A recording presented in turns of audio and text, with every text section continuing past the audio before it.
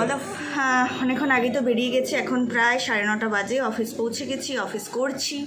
আর এরপরে 1টা করে বেরোবো, বেরিয়ে তারপরে যাব 3টের সময় পৌঁছাতে হবে। এটা হচ্ছে যমুনা ব্যাঙ্কোয়েট এসপ্ল্যানেডে। তো আবার অনেক দিন পর প্রোগ্রাম করব, তো এক্সাইটেড। আর এবারের ডাক্তারবাবু বলছে 10:30 11টা আসবে, তখন এই আসলে হবে, কিন্তু লাইন পড়ে যাবে, 1টা অবধি থাকবে। হ্যাঁ হ্যাঁ ঠিক আছে। তো এগুলো কোয়ারিজ থাকে পেশেন্ট পার্টি, তো সেগুলো আমাদেরকে উত্তর দিতে হয়।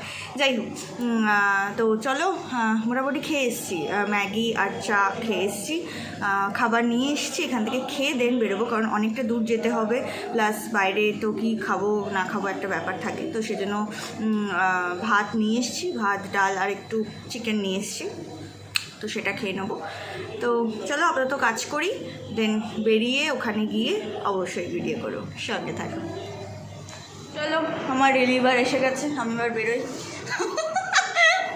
চলো যাওয়া যাক। এই রোদের মধ্যে এরমভাবে যেতে হবে, কিছু করার নেই আমার। হ্যাঁ, বাইরে যা রোদ, 5 মিনিটও নর্মাল থাকলে কেলটা হয়ে যাবো। চল এবার বেরোই। দৌড়ে দৌড়ে বাসটা তুলছি, মানে মুখের সামনে দিয়ে বাস বেরিয়ে গেলে তোমারা অস্বস্তি লাগে না, সেরকম দৌড়ে দৌড়ে বাসটা ধরে এখন ফাঁকা বাস মোটামুটি। এখন লাগবে 1.5 ঘন্টা মতো বাসে, প্ল্যানেট নামতে হবে।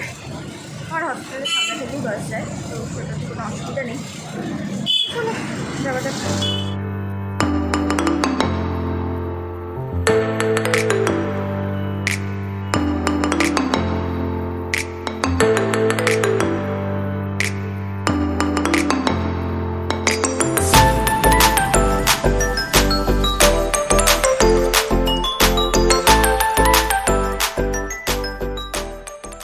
ব্যাপারটা হচ্ছে, আমি ভেবেছিলাম যে অনেকটা লেট হবে, বাট অনেক তাড়াতাড়ি এখন প্রায় 1:45 বাজে, আমার 3টের মধ্যে পৌঁছানোর কথা।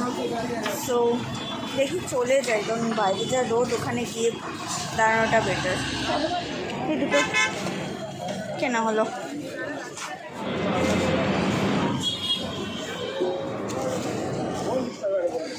শপিংও করে নেওয়া যাক।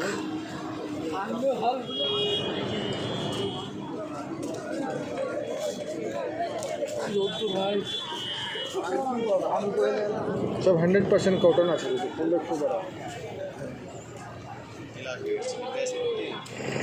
প্রোগ্রাম করতে এসে নাকি এত শপিং করছি। প্ল্যানেটে এসছি আর বিনা হাতে বাড়ি চলে যাবো, এটা তো হয় না, মানে হাতটা খুচখুচ করে। তো শপিংই হয়ে গেল টুকটাক। এখনো পৌঁছতে পারলাম না বেরিয়েতে, যাচ্ছি হেঁটে হেঁটে। পৌঁছে গেছি, এই যে এটা আমার লোকেশন আজকের প্রোগ্রামের, যমুনা ব্যাঙ্কোয়েট। অনেক খুঁজে খুঁজে আমি এসছি, কারণ হচ্ছে প্রচুর ঘুরে ঘাড়ে তারপরে এলাম, পৌঁছালাম। এখনও বাইরেই আছি, এখন ভেতরে যাব, কারণ কেউ আই থিঙ্ক এখনও আসেনি। তো দেখি কী হয়। একটা আশ্চর্যজনক বিষয় কি, সবার ফার্স্ট কে পৌঁছেছে, চলে এসেছে। মানে এটা হচ্ছে খুব আশ্চর্য, পৃথিবীর 9ম আশ্চর্য যে ও এত আগে চলে এসছে। আমাদের 3টে ছিল কল টাইম, এখন 2:30 মতো বাজে, তাই না? হ্যাঁ, তো চলো, এখন কেউ আসেনি, আমরা একটু যাই বাইরে, একটু ঘুরে ঘাটে দেন আসবো। চলো, গ্রিন রুম আপডেট দিয়ে দিই। আমরা কিন্তু স্কুলে পড়ছি না। হ্যাঁ, আমরা 3জনের ড্রেস দেখে মনেই হচ্ছে যে আমরা স্কুলে জয়েন করেছি, আমরা স্কুলে পড়তে এসেছি। যাই হোক, এখন আমাদের শুধুমাত্র চুলটা বাঁধা হয়েছে, এবার মেকআপ হবে। আর এই যে সব, এটা হচ্ছে আমাদের গ্রিন রুম, আমরা গ্রিনও পরে আছি। গ্রিন রুমে যথার্থ মানে কি বলি, উপয়োগ করেছি আমরা। চলো রেডি হতে হবে, চলো রেডি হই।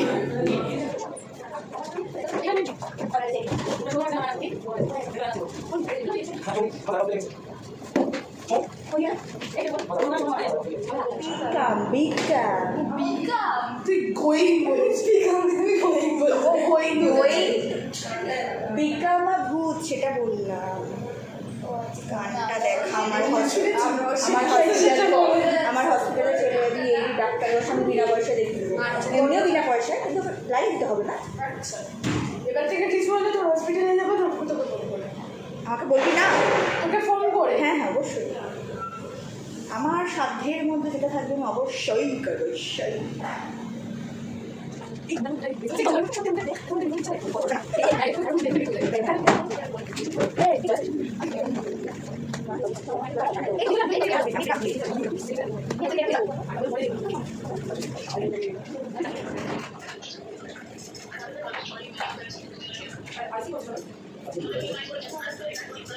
এই জায়গাটায় আমি একটু ভয়েস ওভার দিচ্ছি, কারণ আমি মোটামুটি রেডি হয়ে গেছিলাম।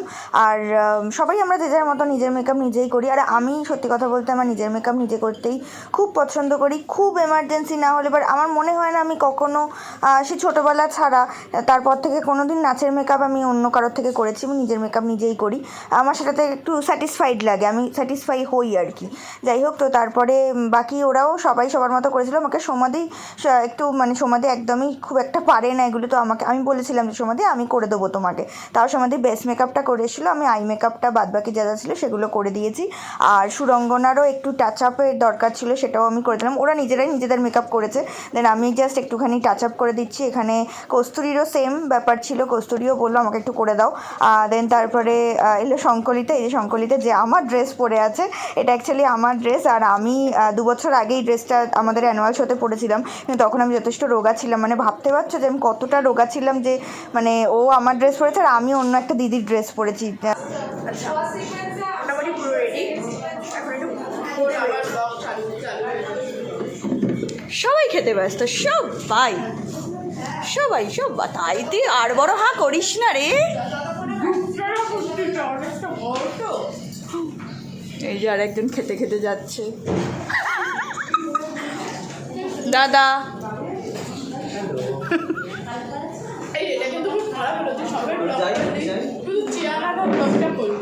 ওটা তো আমি নিজে ওটাতে কন্ট্রিবিউশন করেছি বলে আমি ব্লগটা করতে পারি। এবার আমি যে চেয়ারটা আনছিলাম আমি কী করে করবো।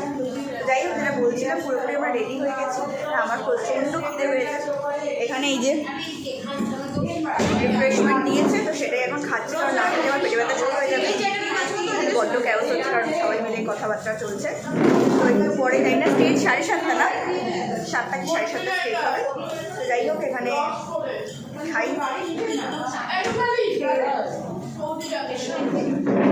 চলো দাঁড়াও, আস, আমি খাচ্ছি।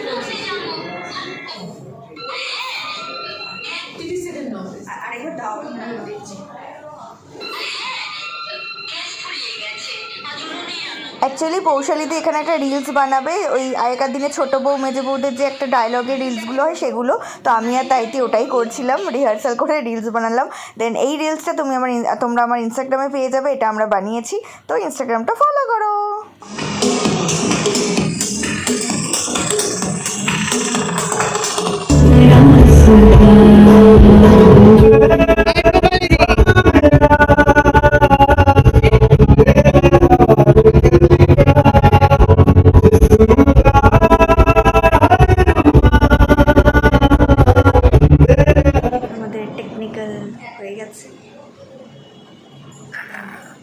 আমি এরকম খুব ভালো লাগে যাকে তাকে দিকে ক্যামেরা ঘোরাতে।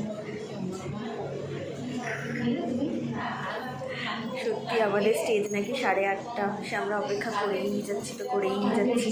আমরা ক্লান্ত হয়ে পড়েছি, ক্লান্ত। আমার এই বিষয়টা আমার খুব ওই লাগে যে আসবো, প্রোগ্রাম করবো, চলে যাবো। এই ওয়েট করাটা ভালো লাগে না। তখন দেখি কতক্ষণে স্টেজটায়।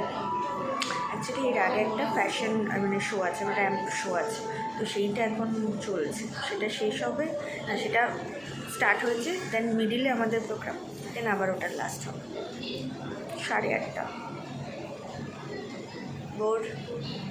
বোর ফিল করছি, আমরা বোর ফিল করছি এখন।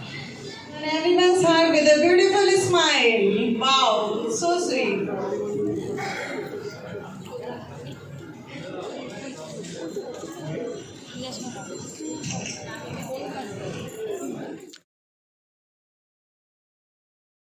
তবে তার পড়াশোনার মতি ছিল না মোটেই। পড়াশোনার নাম শুনলেই গায়ে জ্বর আসতো তার। যাই হোক, কোনো রকমের মাধ্যমিকের গণ্ডি তার পেরোলো। কিন্তু তারপরেই ইতি টানল পড়াশোনায়। তবে পড়াশোনা ভালো না লাগলেও ছোট থেকেই মানুষের সেবা করতে সে বড়ই ভালোবাসত। তাই মাধ্যমিকটা কোনো রকমে পাশ করলেও আলাদা করে একটা নার্সিংয়ের ট্রেনিং নিয়েছিল সারণ্যা। দুজনের ফোন নাম্বার নিতে ভুলল না, যাতে আবার কখনো দেখা হয়।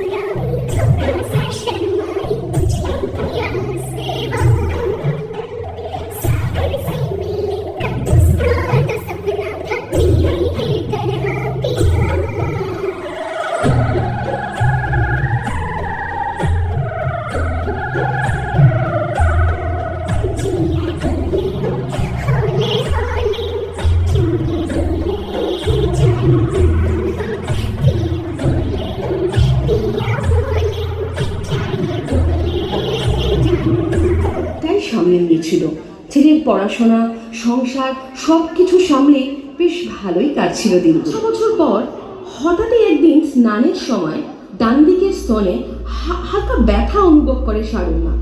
সালটা তখন 2008। কিন্তু কাছে ছিল না, কাজের প্রয়োজনে বাইরে যেতে হয়েছিল তাকে। অগত্যা দীপ্তই তার পরিচিত ডাক্তারকে রিপোর্টটা দেখায়। আসলে দীপ্ত তখন ডাক্তারি পরীক্ষার প্রস্তুতি নিচ্ছিল বিভিন্ন ডাক্তারের তত্ত্বাবধানে। তাদেরই মধ্যে একজনকেও রিপোর্টটা দেখায়। উনি রিপোর্টটা দেখে ওদেরকে এফএনএসি টেস্টের নির্দেশ দেন।